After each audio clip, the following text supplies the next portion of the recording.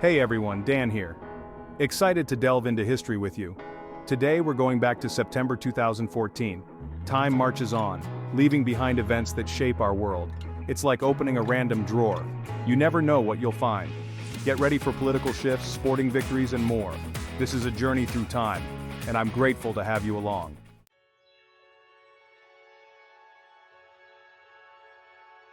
Our journey begins in Iraq, a nation that has known its fair share of turmoil. On September 8, 2014, Haider al-Abadi took office as Iraq's 75th prime minister. This transition of power was particularly significant. Al-Abadi's predecessor, Nouri al-Maliki, faced criticism for handling ISIS. Al-Abadi, known for his inclusive approach, aimed to unite the nation and counter extremism. The future of Iraq hinged on al-Abadi's ability to navigate this treacherous political landscape. From the complexities of Iraqi politics, we shift gears to the world of sports. On September 8, 2014, Arthur Ashe Stadium witnessed history. Marin Čilić, a young Croatian, reached the US Open final. Facing him was Kei Nishikori, another underdog. The atmosphere was electric. The crowd held their breath as Čilić served, a display of power and precision. Čilić swept Nishikori in straight sets, claiming the championship, a victory that transcended borders.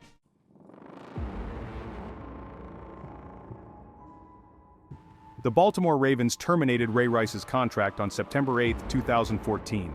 This came after a video surfaced showing Rice punching his then-fiancée in an elevator. Initially, the NFL only gave him a 2-game suspension, but when the actual footage of the punch came out, the Ravens and the NFL had a PR nightmare. This sparked a bigger conversation about domestic violence in sports.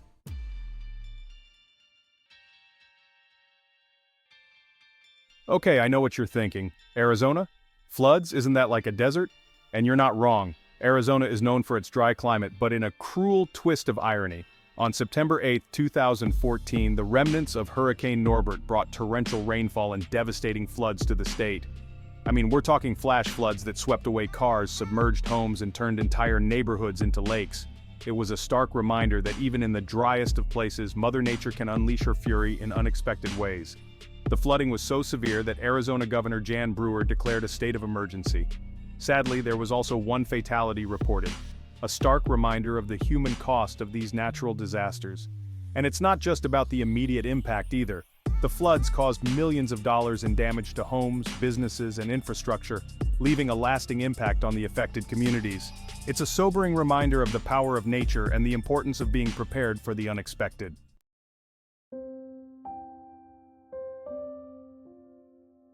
Okay, so maybe this wasn't the biggest news story of September 8, 2014, but hey, everyone loves a good celebrity wedding, right?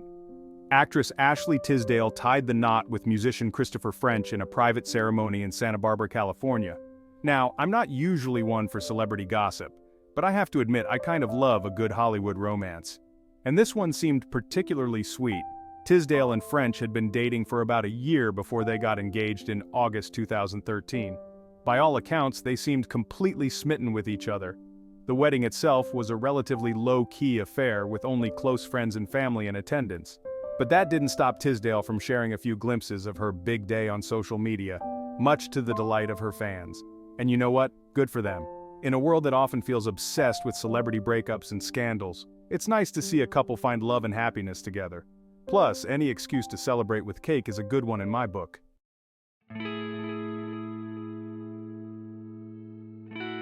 So, on September 9, 2014, the world turned its attention to Iran, but not for the reasons you might expect. No, this wasn't about nuclear deals or international sanctions. This was about something much more, dare I say, human. Ayatollah Ali Khamenei, the supreme leader of Iran, underwent prostate surgery. Now I know what you're thinking, world leaders, they're just like us, right? Except not really, because when you're the supreme leader of Iran, even a routine surgery becomes a matter of national importance. The procedure, thankfully, was successful, and it served as a reminder that behind the titles, the political ideologies, the international disputes, we're all just a collection of cells trying to keep this whole being alive thing going. It's a strange and wonderful and sometimes scary thing, this human experience, but it also got me thinking, about the nature of power and vulnerability. Here's this incredibly powerful figure, arguably one of the most powerful in the world, facing his own mortality in a very real way. It's a lot to ponder.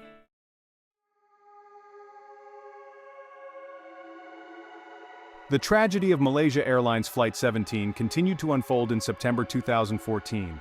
On September 9th, the Dutch Safety Board, who were leading the investigation, released their preliminary report. And it wasn't good news. The report stated that the plane had been struck by multiple high-energy objects which, to put it bluntly, strongly suggested a missile strike. This wasn't some kind of mechanical failure, no tragic accident. This was a deliberate act, an act of violence that had claimed the lives of 298 innocent people. The investigation was far from over, of course. Who fired the missile? Why? These were questions that demanded answers that the families of the victims desperately needed. And it highlighted the complex geopolitical realities, the conflicts that simmer beneath the surface, and the human cost of those conflicts. The world watched and waited, hoping for answers, hoping for justice, and hoping that somehow, someday we might find a way to prevent such tragedies from happening again. But as we've learned time and again, hope, while essential, is often not enough.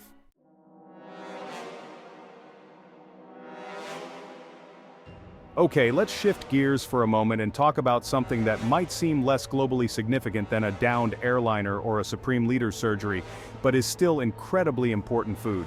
Specifically, a food scandal that rocked Taiwan in September 2014. On September 9th, it came to light that a company in Taiwan had been illegally recycling cooking oil. And not just any cooking oil, but oil that had been collected from gutters, from restaurants, even from leather processing plants. Yeah, you heard that right. This wasn't just some isolated incident either. This tainted oil had made its way into products from over 900 food producers. Hundreds of thousands of products were recalled, and the public was understandably outraged. I mean, we put our trust in the food we eat, in the systems that are supposed to keep us safe. And it just goes to show you that even in the most unexpected places, even in the seemingly mundane act of preparing a meal, there are complex systems at play. Systems that can be manipulated, corrupted, and ultimately put our health at risk. It's a sobering thought, isn't it?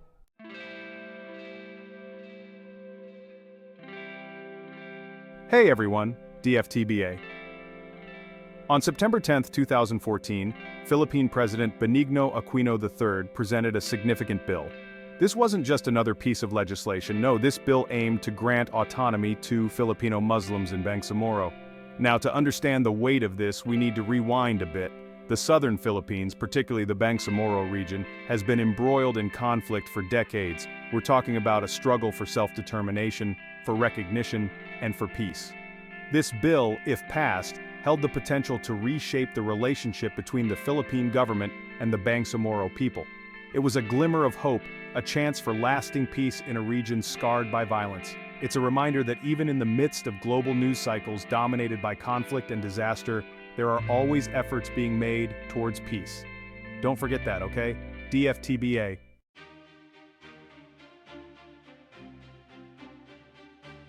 So, picture this.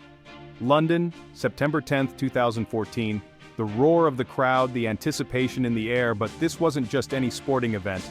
This was the opening ceremony of the Invictus Games. Now, the Invictus Games are no ordinary games. They're a testament to the indomitable spirit of wounded, injured, and sick servicemen and women. These athletes have stared down adversity, faced challenges that most of us can't even fathom, and yet, here they are, competing on a global stage. Prince Harry, Prince Charles, and the Duchess of Cornwall were all in attendance, but honestly, the real stars were the athletes themselves.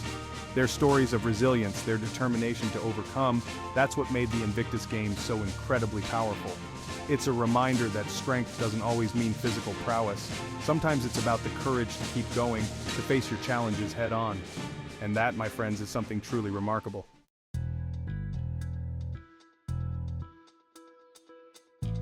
All right, let's shift gears and talk about a different kind of conflict. On September 10, 2014, President Obama authorized $25 million in immediate military support for the Iraqi government. Now, this was a direct response to the growing threat of the Islamic State, or ISIS. Remember them? They were all over the news back then, and for good reason. Their brutal tactics, their rapid expansion, it was a deeply troubling situation. The US was grappling with how to respond, how to support Iraq without getting dragged back into a full-blown conflict. This $25 million was just one piece of a much larger puzzle. It's easy to simplify these situations, to see things in black and white, but the reality is far more complex.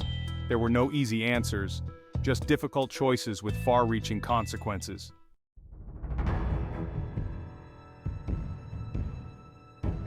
Hey everyone, Dan here. This week in 2014 was a roller coaster, filled with highs and lows, victories and tragedies. One of the biggest stories that gripped the world was the Oscar Pistorius trial. You might remember Oscar Pistorius as the Blade Runner, the South African Paralympic champion who made history by competing in the Olympics. But in a tragic turn of events, he was charged with the murder of his girlfriend, Reeva Steenkamp. On September 11th, the world held its breath as the verdict was delivered. Pistorius was found not guilty of murder. However, the judge found him guilty of culpable homicide, a lesser charge similar to manslaughter. It was a complex and emotionally charged case that sparked debates about justice and accountability.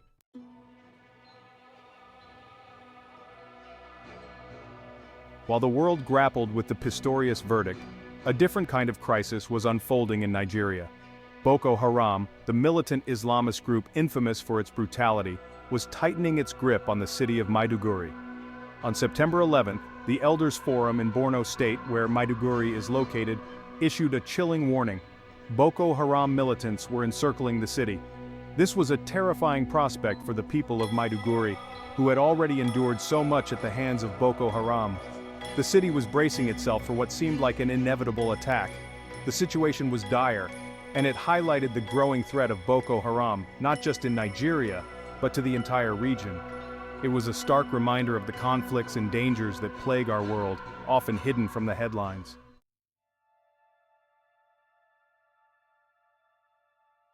Amidst all the grim news, there was a glimmer of hope on September 11th. Dozens of Fijian UN peacekeepers who had been held captive by the al-Qaeda-linked Nusra Front were finally released. These peacekeepers had been captured near the Golan Heights, a volatile region caught in the crossfire of the Syrian civil war. Their capture had sent shockwaves through the international community, highlighting the risks faced by those who put their lives on the line for peace. The release was a huge relief for their families, their nation, and the UN. It was a reminder that even in the darkest of times, diplomacy and negotiation can prevail. It was a small victory, but a significant one.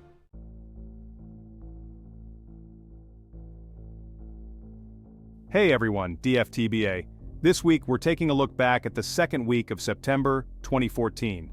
On September 12th, tragedy struck Lagos, Nigeria, when a guest house building belonging to the Synagogue Church of All Nations collapsed.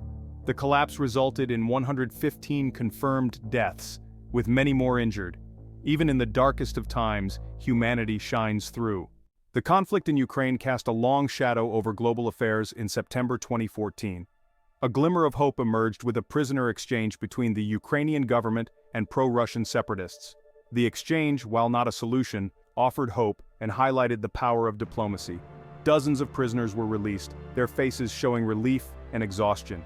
The exchange offered a flicker of optimism, reminding us that humanity can prevail.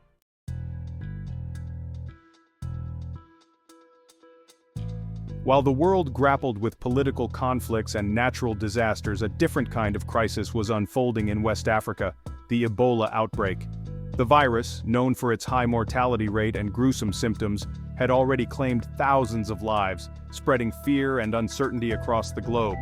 In the face of this growing epidemic, the international community struggled to mount an effective response. That's when Cuba, a country often defined by its political isolation, stepped up in a remarkable display of global solidarity. On September 12th, Cuba announced it would send 165 medical professionals to West Africa to combat the Ebola outbreak. This wasn't just a symbolic gesture, it was a concrete action, a testament to Cuba's long-standing commitment to international medical aid and its willingness to confront global challenges head-on. The Cuban doctors and nurses, hailed as heroes, put their own lives at risk to care for the sick and dying in some of the hardest-hit areas. Their actions serve as a powerful reminder that in the face of a global crisis, borders fade and humanity must unite. Hey everyone, Dan here. On September 13th, tragedy struck off the coast of the Philippines. The MV Maharlika II, a passenger ferry, was making its way through rough waters when disaster struck. The sinking claimed the lives of at least 8 people, with many others still missing. Today, we remember those lost and send our thoughts to their families.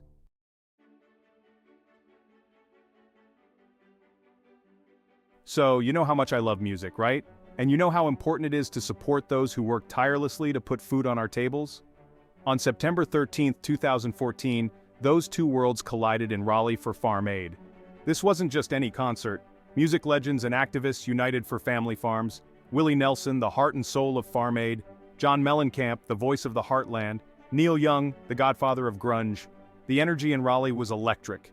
Music brings people together, amplifies messages, and inspires action. Farm Aid is about inspiring action and supporting farmers.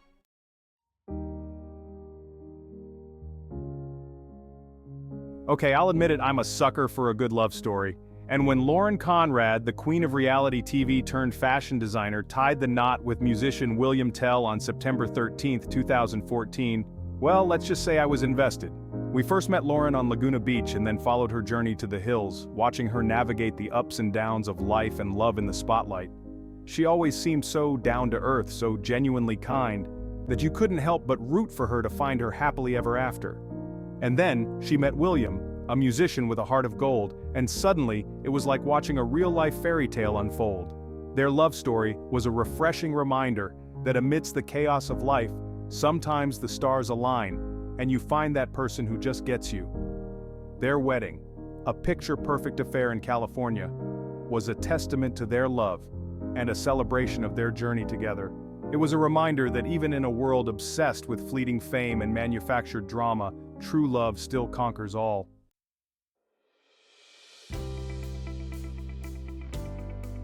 And that, my friends, brings us to the end of another week in history. We've journeyed from political upheaval in Iraq to sporting triumphs in New York, from the heartbreak of tragedies to the hope of love found. It's been a roller coaster of emotions, hasn't it? Thanks for watching. If you enjoyed this video, don't forget to like, comment, and subscribe for more updates on significant events from around the world. See you next time.